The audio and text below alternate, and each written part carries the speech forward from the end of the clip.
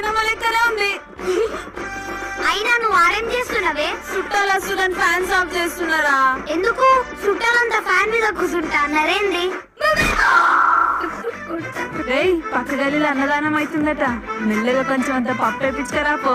ఎట్లా నేను పోను, ఎవరైనా చూస్తే నా ఇచ్చే తోతది.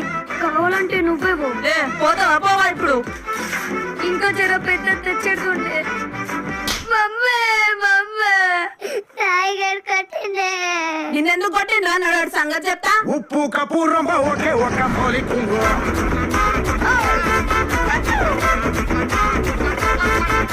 ఏమ్రా చెయ్యట్లేసినావు?